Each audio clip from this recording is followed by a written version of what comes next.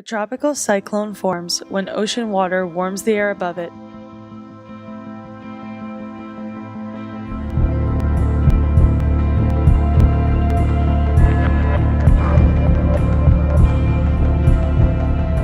Creating tons of energy as it is cycled from cool to warm. Humid air creates the clouds, and light winds steer the heat engine, strengthening and moving it.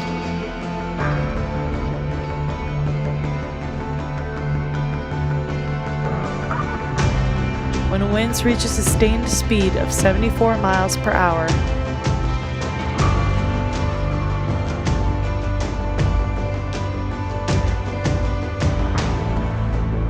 it is categorized as a hurricane.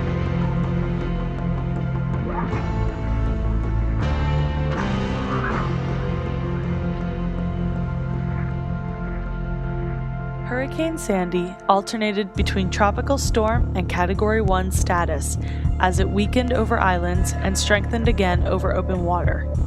It reached a high-pressure cold front close to the Jersey shore, which forced it to make an unusual left turn towards the coast. A full moon caused the tide to be 20% higher, resulting in a higher storm surge. Sandy also interacted with other storm systems and covered 1,000 miles as it got stronger. Our storms, hurricanes, will move from east to west, get to about Florida, and then curl around and go back towards the east. This storm is doing that for the most part, but then because of what's happening in our upper atmosphere, this storm is going to curl back and come to the west, and that's extremely unusual for a hurricane at that latitude. This particular storm is interesting because we both have a hurricane coming across some warm water and intensifying, and a cold front coming down from the north. They will meet somewhere off the coast of the United States, and the combination of the two is going to turn the hurricane into an extratropical storm, which means that it's going to have the characteristics of both a nor'easter and a hurricane. This storm, we think, is going to turn and head towards shore here. And at such time as it does that, it gets off of the warm waters of the Gulf Stream and then gets under and interacts with the jet stream off the United States. And the combination then we expect is going to turn into a very strong nor'easter. Well, nor'easters typically aren't as strong as this. A nor'easter has certainly a strong pressure gradient which produces the wind, and nor'easters typically move right parallel to the coastline. So they influence an area, they bring the winds on shore in advance of this, hence the name nor'easter. Winds are blowing from the northeast on the north side of the storm, and that usually produces the most precipitation or snow in the wintertime. Here, this storm is moving, instead of parallel to the coastline, it's coming straight on shore. So there's going to be some area, and I hate to point at Long Island here, but there's going to be some area that's really going to feel the brunt of these onshore winds. And it's not just going to pass by them like a normal nor'easter. It would come on shore and be focused on that area for a while. Typically, a storm in the Midwest, here in Michigan, or even on the East Coast, has a combination of air masses, warm air, cold air mixing. And the meeting of those two air masses causes the storm to intensify. Hurricanes, on the other hand, are driven entirely by condensation of water releasing heat. But when you put the two together, you have a massive amount of water vapor releasing heat, plus this temperature contrast between the cold air we're experiencing now and the warm air that's out over the Atlantic. So we have sort of both mechanisms going together to produce a particularly strong storm. It wouldn't surprise me if this wound up being a billion-dollar storm, given the location of its landing. Because power lines go down, people lose electricity, their businesses can't work. There could be a lot of commerce that's going to be upset by this. Sandy made U.S. landfall close to Atlantic City, slamming into New Jersey with full force, even as it lost its hurricane status.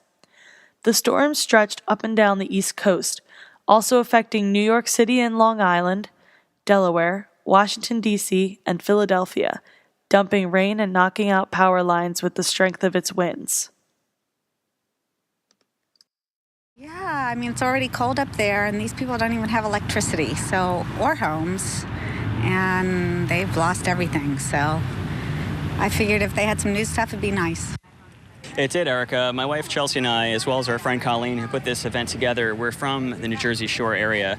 We have a lot of friends who have lost everything, their homes, their cars, their children and themselves are now homeless. Businesses have been lost, areas that I grew up around, and my wife and Colleen and other people in the area.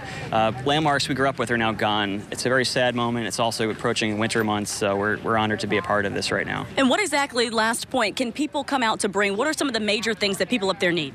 Thanks for asking. I've just was in touch with friends from the New Jersey Shore. They're on the front lines of all this. According to a report released by the National Hurricane Center, the damage caused by Sandy cost about $50 billion, making it the sixth most costly tropical storm to hit the United States since 1900. The water surge moved and damaged houses along the shore, washed away boardwalks, pulled a roller coaster into the sea, and even caused a fire at Breezy Point in Queens, New York. The water came in contact with electrical wires in a home in the neighborhood and burned down almost 130 homes and damaged over 50. Close to 200 businesses and residences were burned by various fires in New York City. The winds caused a crane working on the 157 condo building to break and hang over the street below. These damages were among the most televised. I grew up here. I've been here since I was born. This is absolutely sickening. This is memories and generations just washed away. They'll never be able to replace it, never be able to rebuild. Shock. I heard one cottage had been taken out to sea, but then I found out there was 4 that are just they've just vanished. They're just completely gone. Millions lost power as lines fell and areas flooded. Many New Yorkers were abandoned in their apartments and had to wait out to get supplies and to charge phones at places that did have power and offered to allow them to charge their phones. Hospitals throughout the city were evacuated as power failed. The famous Bellevue Hospital was evacuated after 2 days when their backup power failed. A hospital at NYU was forced to do the same. In New Jersey, people were stranded without aid, some for days. Gas was rationed, causing backups and long waits. Thousands of homes were displaced or destroyed, leaving many of those stranded also without homes. But it's a symptom, together with many of the other events, that will show, yes, there is something going, and we call it climate change. The weather event in the atmosphere is not exactly predictable related to climate change. But what is predictable is the flooding, because climate change will raise the sea level, and sea level will contribute to the power of flooding. And therefore, the flooding event that was associated with Sandy is definitely something that will increase, and we'll see more and more in the future in a very easily predictable way. So the real effect is not how high the water goes, but at a given elevation, how frequently it will reach or exceed that elevation that's critical for the functioning of the subway or anything else. And so the 100-year storm will become essentially a 2-year storm, 2 to 5 year storm, by the end of the century with that kind of sea level rise. I'm not saying we should have no barriers. All I'm saying is, if we have barriers, use the time wisely to plan for a retreat when those barriers become dysfunctional, which will be in 100, 150 years. We have the wrong development policies in this city. This has to be reversed, and we have to start gradually, not everywhere, to retreat from the most exposed waterfront. Having said that, Manhattan is probably, particular down the Wall Street area, is the least likely to retreat from. Why? because we have invested so much, both in buildings, in institutions, and in infrastructure. The entire city, and for that matter, the entire nation, is essentially hung up with short-term, at best, mid-term planning. We see that in politics, we see that in the financial sector. It's not surprising that we see it in the public when it comes to dealing with flooding and disaster risk management. Look, New York City has evolved over 400 years. If you look at it 400 years ago, it certainly didn't look like now. And it will not look the same 400 years from now. So think a little bit what it might look 400 years from now with 20 whatever feet of sea level rise. It will not look the same, so don't kid yourself. The question is, how do we get to where we know it will have to go at our day-to-day decisions today? Their batteries are dying, they don't have television, and their radios, it's very, there's nothing. So we did make them aware. We are asked, their batteries are dying, they don't have television, and their radios, it's very, there's nothing. So we did make them aware. We are asking them to stock up as best as possible because the storm is coming. How you doing? I'm Chief Martin with Naval Mobile Construction Battalion 5. Right now we're doing lane clearance, alley clearance, basically clearing out the P-ways or the clearance lanes through the houses, ensuring that our pump team, because we're a task force pump team, we're allowing our pump team to come through and pump water out of the basements of the homes that's been hit hard with water below the basement.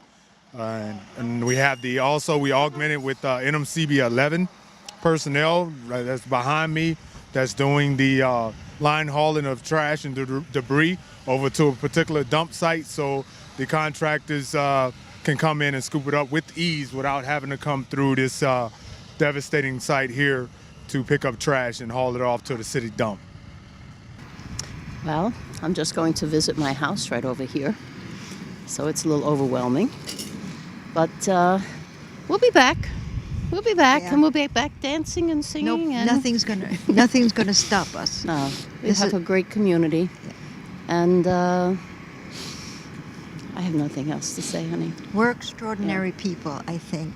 My house is gone. That's my main house here down in Breezy Point on the Jamaica Walk. My house is gone. My car is gone, but I'm not gone. No, neither are my friends. To try to remain as calm as possible and as patient as possible, as difficult as that is at this time. Without electricity, without the basic needs, I know people are going to get very upset and their nerves are going to be frayed a bit. It's important to try to remain calm. We're going to get through this. We're going to get through this together. The variables that cause Sandy to be so destructive are said to only happen once every 700 years, an estimate made shortly after the storm occurred. The tide conditions, storm systems, and fronts that the storm encountered are rare, but it is possible to experience them again sooner than the 700-year estimate, especially with the rising temperature of the Earth causing ocean waters to heat up more and create stronger storm systems like Sandy and Katrina. Hurricane season occurs once every year, and next year, Americans will have to prepare for even the slightest chance of a storm as strong as Hurricane Sandy.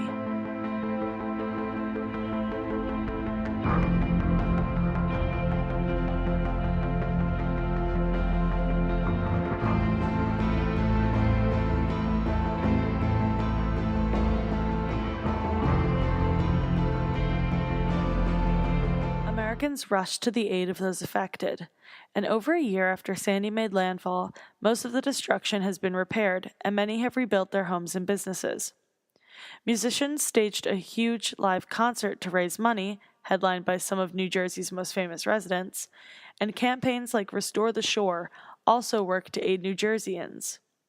New York City moved on as well, and now both areas are being boosted again, rising from the destruction as New Orleans did 7 years before, after Hurricane Katrina. Even though the next hurricane season will arrive with more concerns and fears of strong storms and the chance of more damage to what was just rebuilt, Americans will use the after effects to better prepare, in the hopes of avoiding the same destruction and devastation.